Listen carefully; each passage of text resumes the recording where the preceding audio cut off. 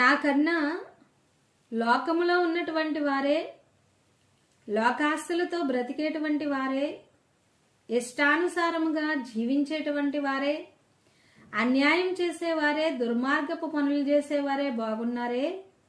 నేను ఇలాగ ఉన్నాను, ఇలాగ ఇబ్బందులు పడుతూ ఉన్నాను, శ్రమలో ఉన్నాను అని మీ హృదయంలో ఎంత కలవరపడుతూ ఉన్నారో గమనించండి. ఇష్టానుసారంగా బ్రతికి ఉన్నటువంటి గొప్ప ధనవంతుడు ఆరిని అగ్ని కొలిమిలోనికి వెళ్ళిపోయి ఉన్నాడు.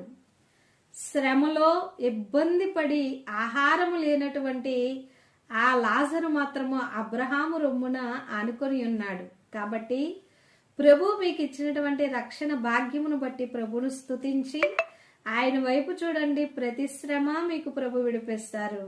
గాడ్